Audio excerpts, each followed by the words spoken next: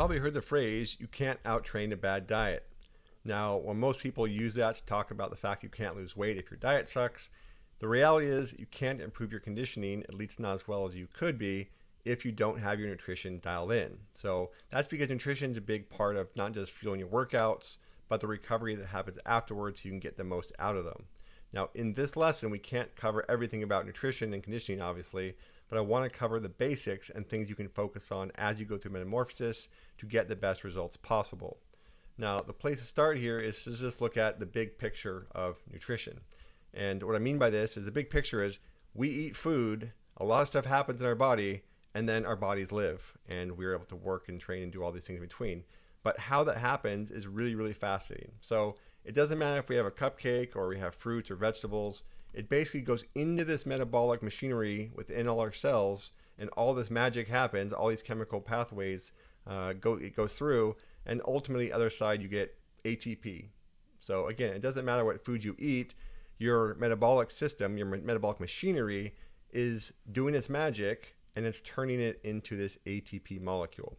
So if you want to have some fun some night on a Saturday night, type in human metabolism and pull up one of these pathways and start zooming in on it, because it really is fascinating to see just how many chemical processes, how many different steps are involved in taking some piece of food that we ate and turning it into this ATP, or adenosine triphosphate molecule, that literally all of our cells run on. And again, it's not just fueling the workouts here, which of course it's doing, but it's fueling our entire lives. This is our ATP energy currency. It's literally what our body runs on. No matter what food we eat, this is the chemical that is the end result of it, and it's how our bodies survive. So with that in mind, our goal from a nutritional standpoint for metamorphosis is not to get into each and every possible scenario of nutrition. That certainly wouldn't be possible in this single lesson, but to just understand the big pieces we want to focus on, and especially for nutrition and recovery that drives it. So first, we want to make sure we eat the right amount of calories. We'll talk about why that's so important. Next, we want to make sure we eat to fuel our workouts, and then we want to fuel the recovery, which comes down to protein as well. So if you can just focus on these three things throughout the metamorphosis program, you will have the majority, or at least a good percentage of your nutritional side dialed in. Now, obviously, there's a lot more to it. There's a big rabbit hole you can go down, and I'm not going to attempt to go down to every possible diet out there. But again, these three things are going to play a role in making sure you get the best results possible out of the program. And that starts with looking at the first one, which is how many calories do you need? All right. So this is a big important piece of this, because again, we need a certain amount of the ATP molecule per day, and as long as we eat the right foods, it comes from them. If we don't eat enough foods, then our body will use basically its own stored sources to produce that ATP, and this energy balance ultimately dictates our body weight, our body composition, and lots of things.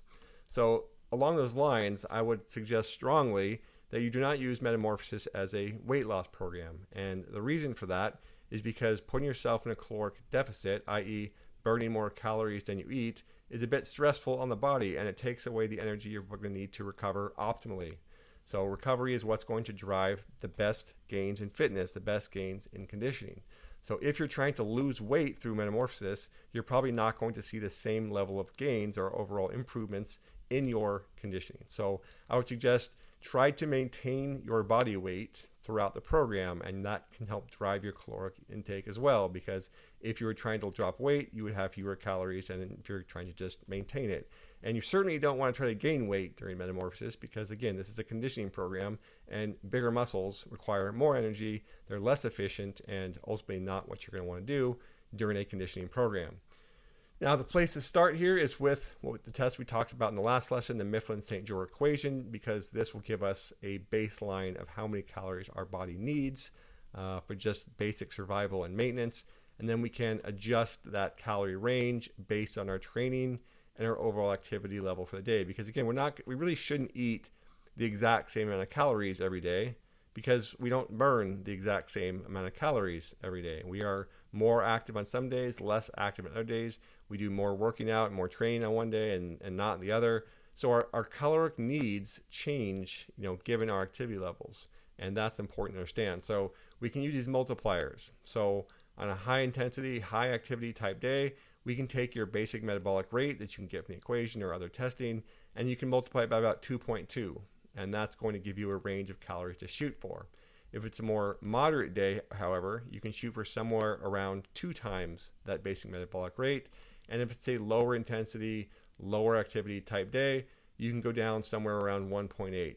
Now, again, keep in mind, these are just ranges, and calories are certainly not an exact science, but this gives you just a general target to shoot for in terms of how many calories you should be taking in given your overall activity. And these are numbers for me based on my metabolic rate we talked about in the last lesson.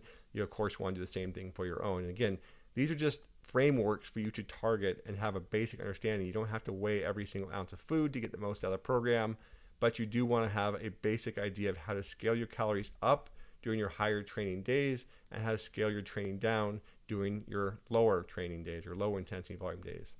Now, a big piece of that can also happen from point 2 here, which is fueling your training. So if you are training, you're going to want to include some sort of pre-training meal. This is usually an hour or two before you train, and you want some amount of both carbs and proteins in it. The biggest thing is you want it to be easy to digest, and you want it to be something that you eat on a fairly consistent basis. I'm actually a big fan of including the same pre-workout meal, generally speaking, pretty consistently in your training, because it builds a habit and routine that sets you up for a consistent training experience or training session. Now, one way to manipulate your calories is simply to not have this meal or to scale up how much food you have in this meal on your different training days. And that inherently will change your calories a bit. So if this is 200 or 300 or 400 calorie meal, simply scaling that up or moving it out completely on your non-workout days can be one really easy way to scale calories based around activity. Now, if we're talking about high intensity, high volume sessions, particularly your red days and metamorphosis, you're going to have longer workouts. Now, we typically will try to keep them under 60 minutes, but generally speaking, if you're going to do something that's between 60 minutes or 90 minutes or even longer, it's good to have some carbs throughout your workout to minimize glycogen being depleted fully. And this will have a benefit towards recovery. So if you're doing, let's say you're going to do a practice, so you're an athlete, you're going to practice, so you have a game or whatever, anytime you're doing these longer type activities, longer sessions, it's good to have some sort of easy digestible carbohydrate, a sports drink, UCAN or other source there to, again, prevent glycogen from depleting fully and making your recovery a bit better afterwards.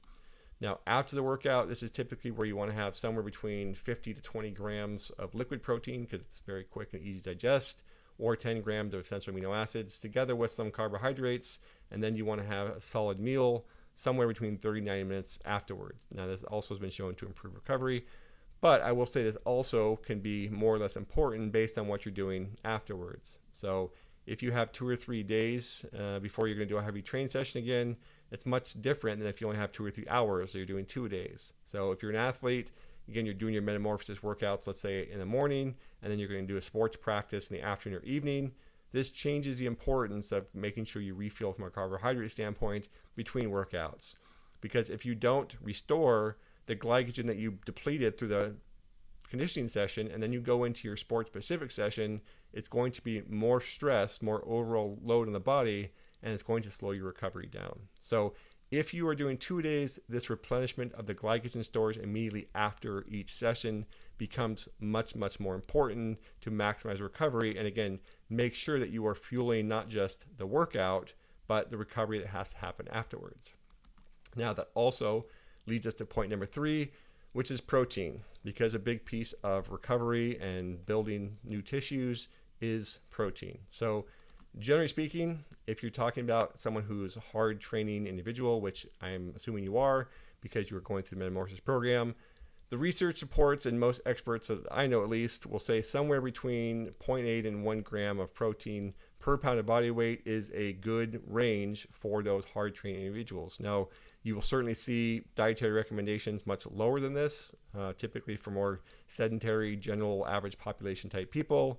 But if you're going to be training continuously, and again, Metamorphosis is a training program after all, you want to make sure that you're getting enough protein in to support your recovery. So shooting for somewhere between this 0.8 and 1 gram per pound of body weight is a good range to at least give you a starting point to make sure you're getting enough protein in. Now, again, every expert has their opinion, but this is the range that most smart people I know in the nutrition space feel comfortable recommending to people that are training hard, and therefore I'm going to recommend it to you.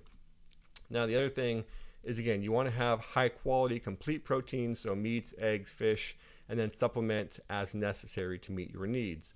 So how many grams of whey protein you drink in a protein shake should depend on how much protein you're able to actually eat, which depends on some extent to your body weight. So if you weigh 300 pounds, it might be hard to eat 300 grams of protein. If you weigh 110, that's a bit different. So supplement your protein intake to what you eat. Okay, it shouldn't replace foods, it should simply augment them when it's not practical to eat as many calories in the protein form as you actually need. Now, the other important point here is to spread your protein throughout the day. There's research that shows the more evenly you can distribute your protein, or at least compared to having it in a couple of big meals, can improve protein synthesis and thus drive better results. So try to avoid having just one big protein meal. Try to spread your protein out throughout the day. And generally speaking, it's a good thing to have protein at each of your meals. So that's a very easy way to do it. So again, focusing on those three things is going to give you a starting point for getting things dialed in.